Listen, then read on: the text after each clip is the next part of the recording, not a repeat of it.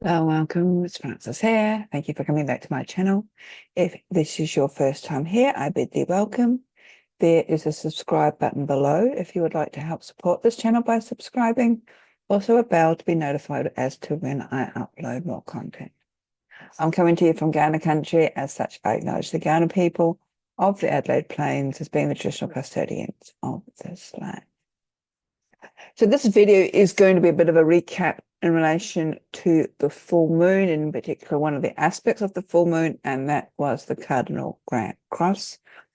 I have noticed that quite a few people have actually stopped by and watched my offering, so thank you very much. And this is sort of almost like a little bit of recap. I did one after the eclipses as well, just sort of like touching base. I'm maybe offering a little bit of insight guidance. If you've noticed things change very quickly in the last few days or the last week, certainly this has been the story of my life. And because we're still in the eclipse portal and we'll be feeling these energies probably until February, March next year, just sort of be aware consciously, subconsciously as to what is rising up. There is a lot of stuff happening. Now, I'm not an astrologer, and I say that all the time. I do follow a lot of astrologers, and these offerings are what I sort of glean from their reports, what resonates with me, and then I try and put it into my own words as much as possible without that sort of higher level astrology connection. But I do recommend going through the links and watching the videos and the contributions of the people who I have sort of gathered information from, and you'll find them all below. So enough about that. Just a little bit of background to this full moon that we just had on the 17th. I think we were on the 17th of October here in Adelaide, South Australia. It was nearly 10 o'clock at night. And I think in other parts of the world it was in the morning. So we had the sun in Libra and the moon was in Aries. So Aries is the first sign of the zodiac. It's a fire sign. It's ruled by Mars. The moon was also conjunct Eris. So conjunct means the planets are close to each other. Eris, of course, is a dwarf planet. It's named after the Greek goddess of strife. And also in that little combination in Aries was Chiron, the wounded healer. So this sort of means that when we get triggered, Chiron represents our wounds, of our deeper wounds. Eris is sort of like not wanting to stand up for any more abuse or mistreatment. She's very fiery, very quick as well. And we would find ourselves even in a position of sort of retreating back into our cave, like we've done the outside world, had enough, I'm triggered, I'm going to hide. Or we lash out a little bit like a cornered animal. So I guess this video, I'm probably going to be talking about triggers and why we may be feeling things triggering us. And people react to triggers in a whole different way and spectrum of that. But it's a good time to sort of go, okay, this full moon was pretty intense. It was sort of very electrifying, which is quite funny because here in Adelaide we had an electrical storm that went through. I actually took some photos of the storm rolling in. There was thunder and lightning and big downpours that night. So a lot of electricity, a lot of energy. So take a pause. What has triggered you around this time of the full moon? And we're going to come back to that. Now, I did say that the moon was in Aries. It was at 24 degrees 34 minutes. It was opposing the sun, which was at 24 degrees 34 minutes of Libra. And both of these were actually square Mars, which was in Cancer at 22 degrees 55 minutes, and Pluto. And I know I've talked quite a bit about Pluto because everybody's talked about Pluto.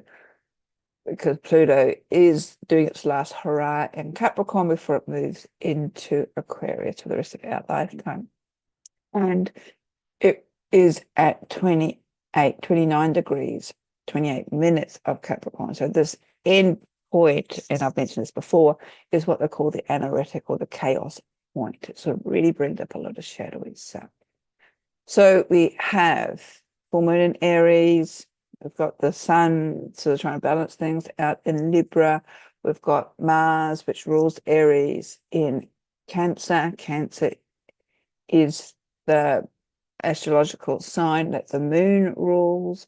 And then we've also got Pluto.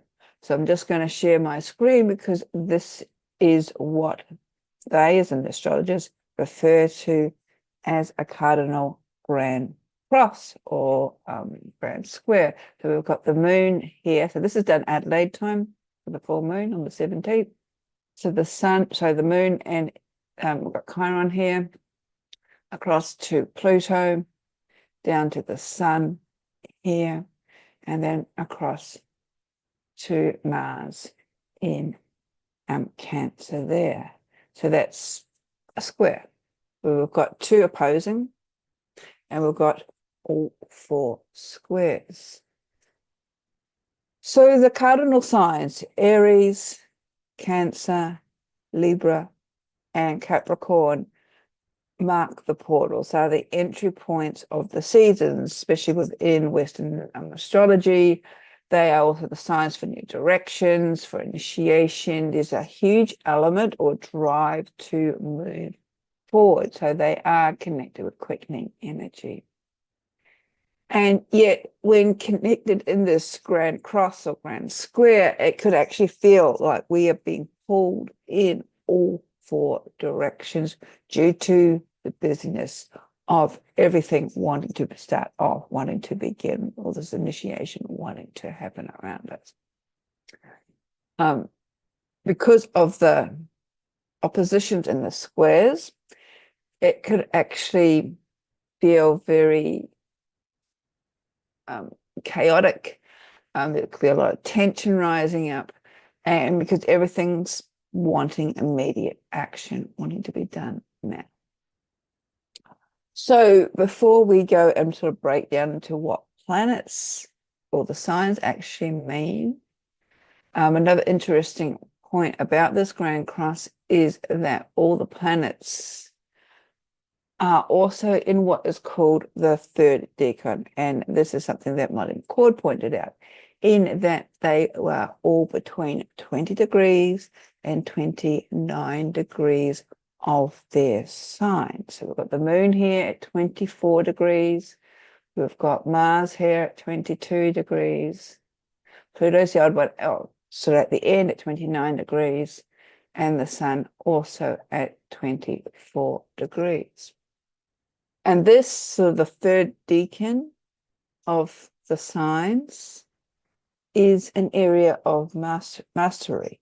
It is sort of taking what we have learnt as we have moved through the astrological signs and applying it. So it also involves a level of responsibility and maturity where we need to start prioritizing things because of the sense of urgency coming through, taking control, understanding what we have learned, putting it into practice, and using it as sort of this momentum in order to move forward, because we also have the North Node here in Aries as well. So there's this sort of moving forward motion, and the energy that's connected with the full moon is going to continue until early November. And this sort of being aware of it, and so there may have already been something that's happened very quickly in your life, it has in my life, but you may be just aware that something is happening, and there is an emphasis on you to take it seriously. Really drop into yourself, lean into it, as opposed to the doubting Thomas in your head, so to speak. This forward motion that we've got with all these 4 signs in this Grand Cross also means that in order to move forward, we're going to leave something behind. So again, it's prioritizing. And there's this realization, this decision that we're going to have to make is going to cause a little bit of discomfort. So the breakdown of the planets and what they sort of mean in relation to this Grand Cross at the full moon, we had the moon here. Now the moon is sort of our default behaviors and our reactions to things. The sun on the other side is our sense of identity and purpose. Mars is what is triggering us and what actually sets us in motion. And our triggers are not necessarily a bad thing. This is what sort of like gets us going, especially if we understand what the triggering point is. And then we've got Pluto, and Pluto is a bit like our reptilian brain, that really ancient part of our brain. It's sort of what we default back to, especially when it comes to our sort of hardwired survival instincts. And it is in Pluto where we find our ancestral memories, and these carry on from the experiences that our far back ancestors had when they felt threatened. And these can include, say, if they went through famine, natural disasters, and war. So these are the coping mechanisms that they developed and which has actually been hardwired into our instincts, our fight, flight, or freeze. And when we find ourselves in similar situations, or when we get triggered by something that our reptilian brain or our conscious mind feels that our survival is being threatened, regardless of whether it actually is or not, we automatically tip into that reptilian part of our brain and can automatically click into these modes, especially if we feel this deep fear, regardless of, as I said, whether it's relevant today or not. And we can see this playing out in the world. And if we look at our lives, quite honestly, I guess we can also see it playing out where it's been played out in our own lives. And this is all because it is our default mechanism. There's nothing wrong about it. It's just that we keep getting rebooted back to that point. And I guess in a way, this is where, and there's been a big push recently in the last number of years, especially in psychology, where they've been recognizing intergenerational trauma, that things can be passed down through our DNA, and the need to address this. So at the full moon, we had this moon conjunct Aries. Now, the moon has now, and also Chiron in there, the moon has now moved from this point, leaving what it triggered in Aries and Chiron, coming into our conscious awareness. And this is coming to our awareness because we need to address it.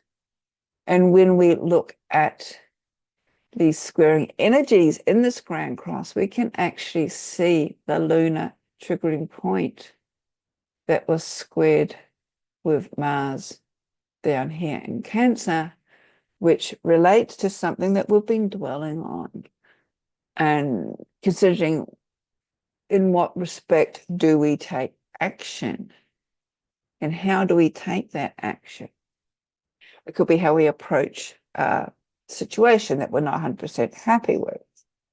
And there's a concern about how this action that we need to take will be felt or seen or even perceived by others, because Mars in Cancer has this sort of external sort of worrying reflection. It's like how do our actions actually are seen by other people?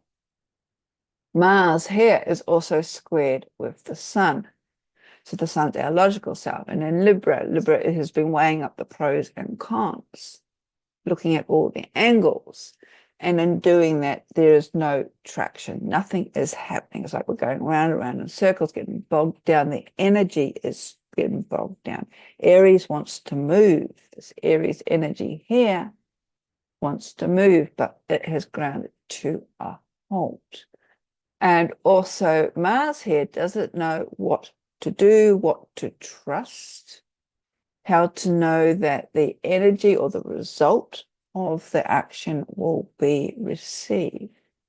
So then we have this sort of sensation, this feeling of the self coming up against the logical, what is right, driven self. These two aspects of our personality, our humanness, the feeling self and the thinking self.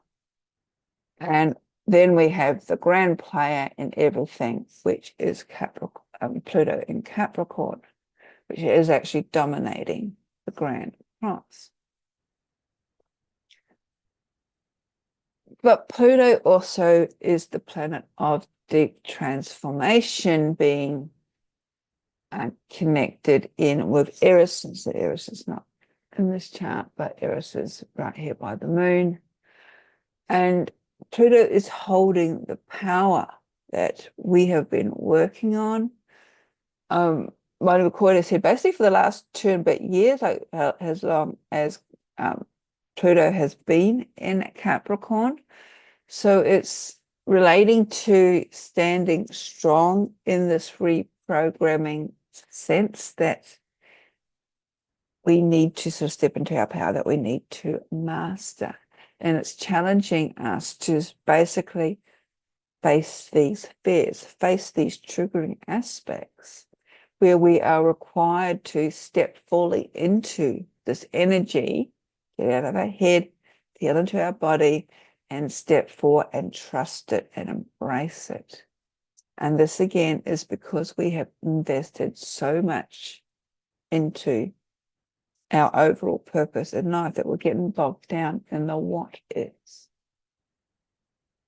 And yet we have to move through the triggers. We have to explore what is rising up and, importantly, stay calm. Go within in order to ascertain why we're being triggered. And that I know can be easier said than done. Yet one way of doing this, and what I might do, I might just stop sharing my screen. One way of doing that is dropping into ourself, turning inward. Instead of trying to blame other people or external consequences or experiences or circumstances, forces, whatever, we need to keep in mind that it is us who is being triggered by these events or circumstances or whatever is coming out. And in order to move through it, we have to understand why we're feeling this way.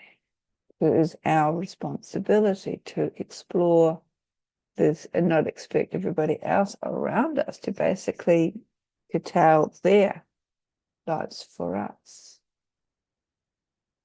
And I do believe that it's important that we do this sooner rather than later, because Mars moves into a direct opposition, will be directly opposite Pluto early November, I think it's on the 3rd. And as Marty McCord indicates in the video that I've got listed below, she sees this as sort of like a bursting of emotions, almost like a water balloon. Things that we've been holding on to, they're just going to erupt.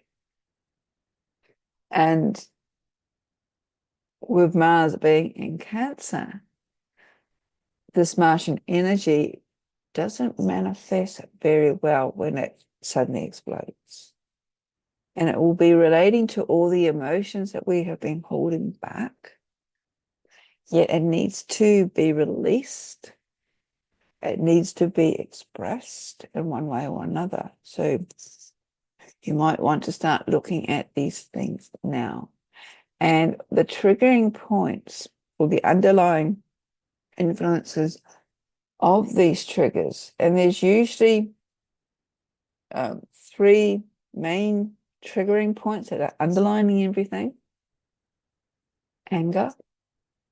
And this could be around the basic needs for security that maybe have not been met.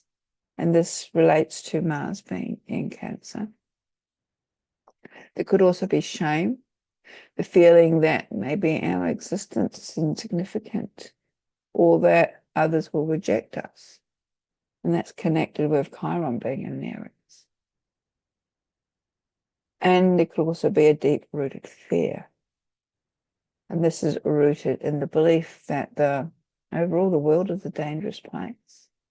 And we are just simply not equipped to face these challenges, which is Pluto in Capricorn. So instead of going out, we withdraw. In this way, we think that we move from the emotional discomfort and shift responsibilities onto others, which is the Sun in Libra.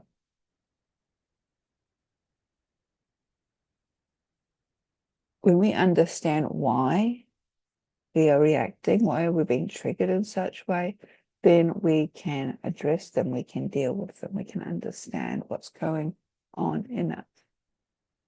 And the astrology is offering us an opportunity to do that.